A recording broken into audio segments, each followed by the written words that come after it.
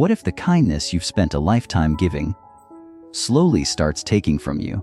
Imagine this: years of offering your time, your advice, your money, thinking you were doing good, only to realize some people see your generosity not as a gift, but as a given. They expect it. Worse, they feel entitled to it. And when you stop giving, you re-met with silence, blame, or guilt. As we age, something shifts inside us. We become softer in some ways, more compassionate. We start thinking about legacy, connection, and how to share the lessons we've gathered through life's long and winding path. There's a quiet joy in helping. A feeling that you're still useful, still valuable, still part of the fabric of your loved ones' lives. But here's the hard truth: not everyone is worth that energy.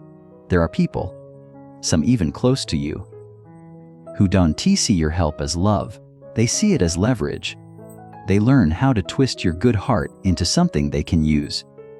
And the saddest part, by the time you notice, the damage has already spread. Your bank account is lighter. Your peace has been interrupted. Your heart, just a little more worn. This isn't about becoming cold or bitter. It's about becoming wise. Because the truth is, you've earned peace. You've worked, sacrificed, endured. You don't need to be a lifeline for those who refuse to swim.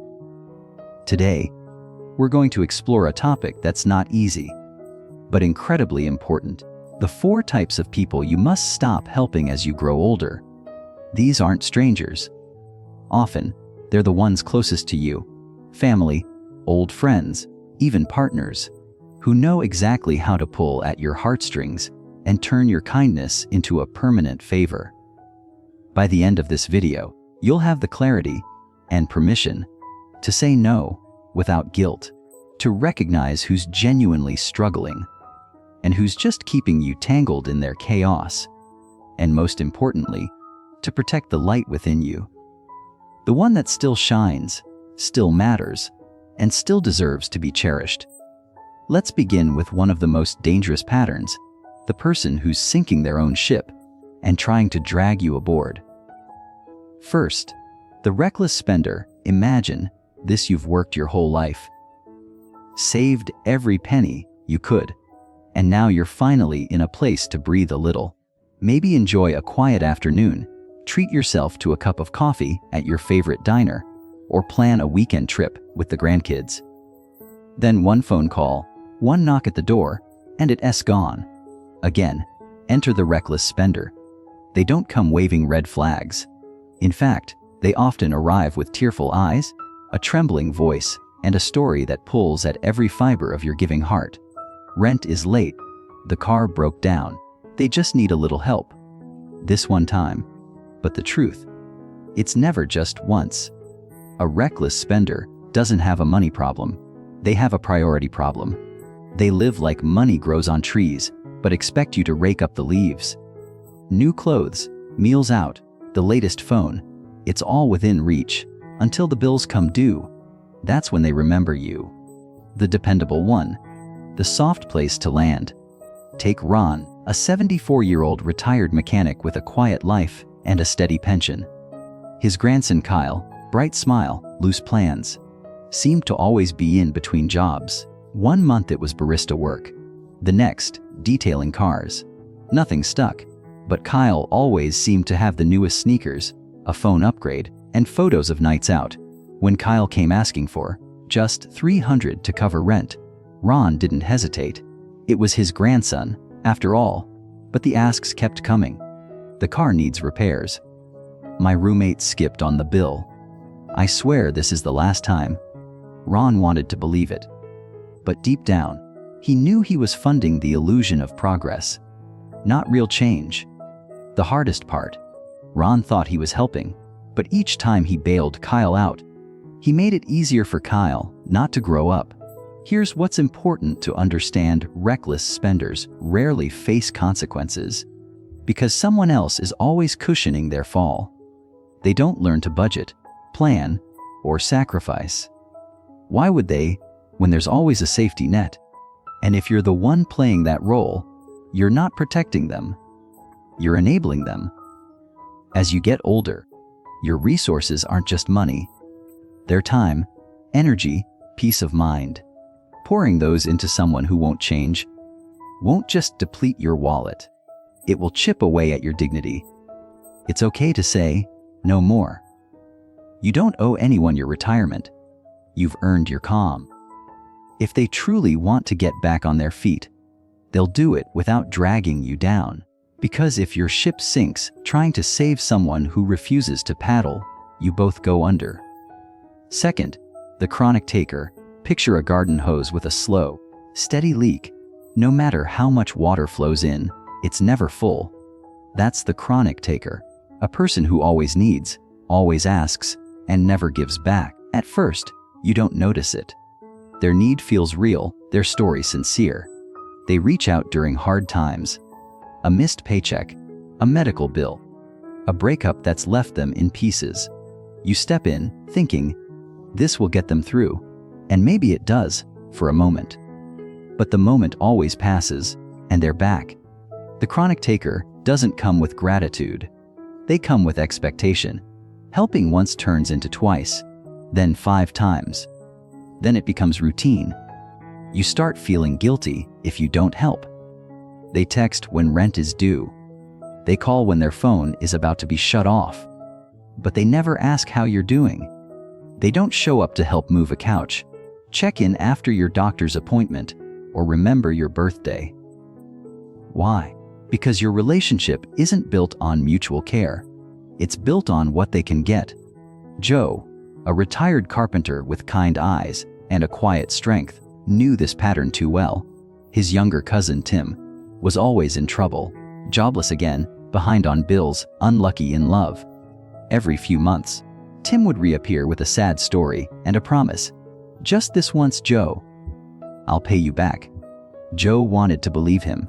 After all, they were family, so Joe reached into his wallet again and again. Over the years, the excuses piled higher than the ice. A landlord who messed him over, a car that just wouldn't start, a girlfriend who cleaned him out. But not once did Tim repay a single cent, and one day, as Joe sat with a calculator and a cup of cold coffee, he realized something that hit harder than the money lost. He wasn't helping Tim get better. He was helping Tim stay stuck. That's the quiet damage chronic takers cause. They don't just empty your wallet. They erode your trust, your energy, your confidence in your own judgment. You start questioning your instincts. Maybe I'm too harsh. Maybe they'll change this time. But the pattern doesn't lie. And when you finally say no, they vanish. Or worse, they lash out, painting you as selfish for finally protecting yourself. Here's the truth: you are not a never-ending source of support. Your kindness isn't a subscription service.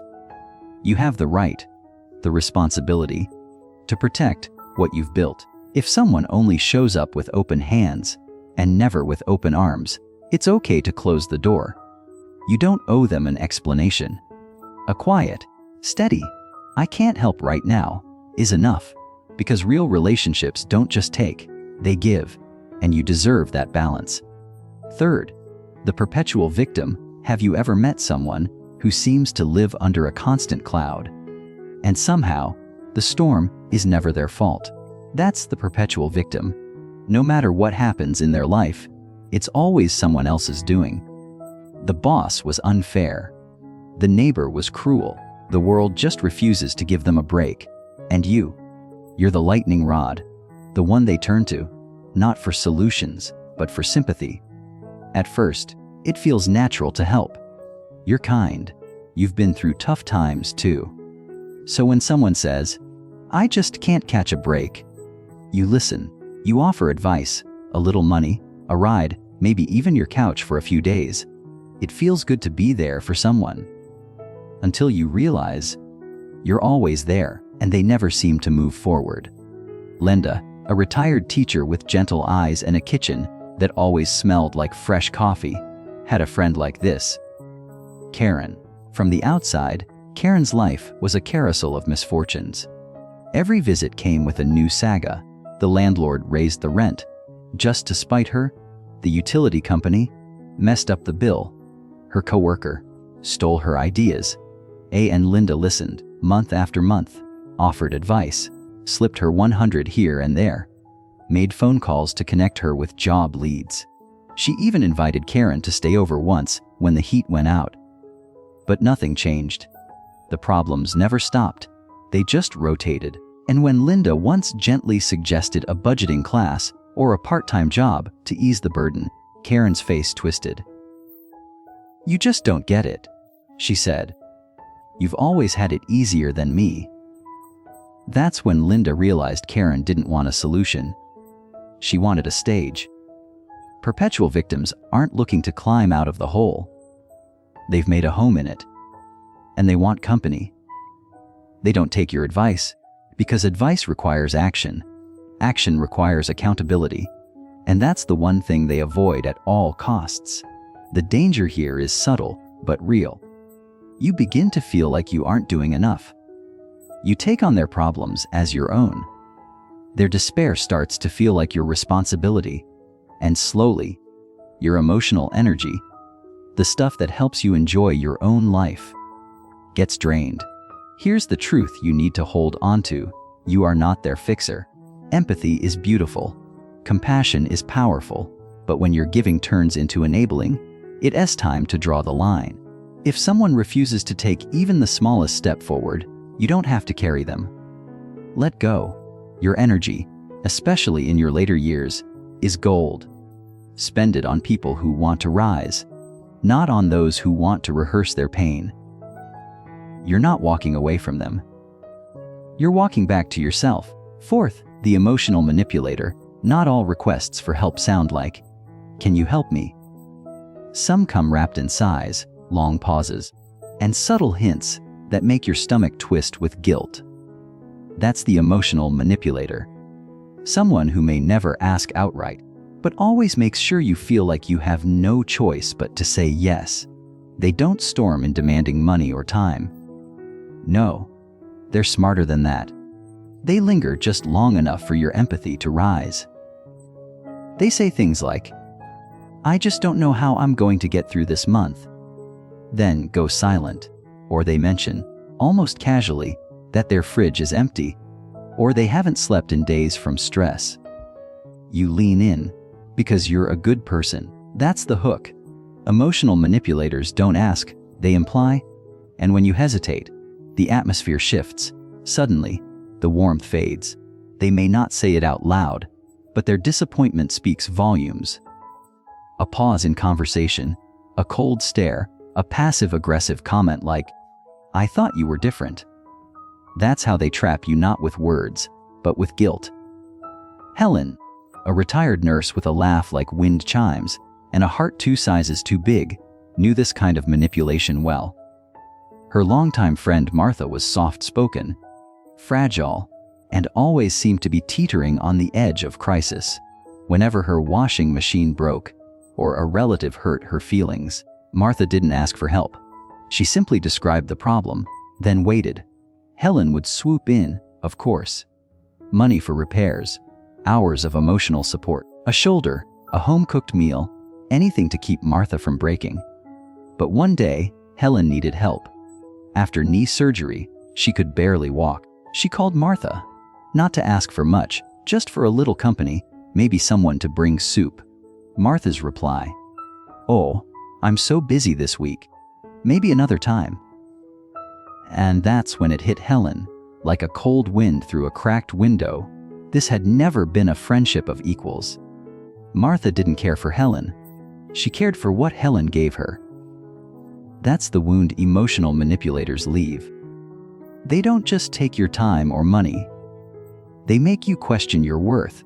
When you finally set a boundary, they twist kindness into obligation and convince you that no means betrayal. But here's the healing truth.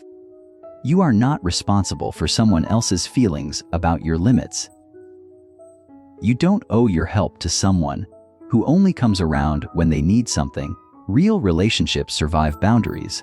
Real friends want your well-being, not just your wallet or your shoulder. Saying, "I can't," isn't cruel. It's self-respect. The people who love you really love you, won't punish you for having needs of your own. They won't make you feel small when you finally say, "Enough." And if someone disappears because you stopped giving, they were never really there to begin with. By now, you've probably seen a face, maybe more than one, flash through your mind, a person who always seems to need, always seems to take, and never quite gives back. Maybe it's someone close. Maybe it's someone you've made excuses for years. The chronic taker, the emotional manipulator, the reckless spender, the perpetual victim.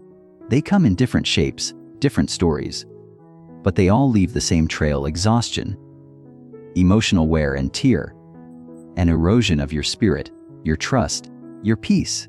And that's no way to live, especially not now. Because aging is not a decline, it's a refinement. This is the season where your time is finally your own, where your wisdom is priceless, and your energy should be spent on what brings joy, not guilt. If you felt like a human safety net for others who never learn, never grow, and never give, know this: you are allowed to let go.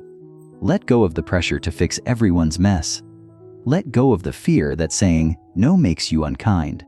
Let go of the people who only show up when they need something and vanish when you do. This isn't bitterness. This is clarity. And it's the gift you give yourself when you decide that not everyone deserves access to your light. Because your kindness is sacred. It's not a currency to be traded. It's a flame that can warm others. Yes, but only if you protect it from those who would burn it out. Think of the people who make you feel seen, not used. Those who remember your birthday. Those who ask how you're really doing. Those who don't wait until their world is crumbling to reach out. That's where your light belongs. And if you're afraid of being alone, without the people you've always helped, remember, you were never truly surrounded. You were surrounded by need, not connection. And when you free up that space, better people tend to walk in. People who laugh with you, not lean on you. People who share meals, not just problems. People who see your heart and want to protect it, not just use it. So from this day on, be generous, but discerning. Give freely, but wisely. Love deeply, but without losing yourself. Because the peace you've worked for all these years, it's not a gift to be handed away. It's yours to keep.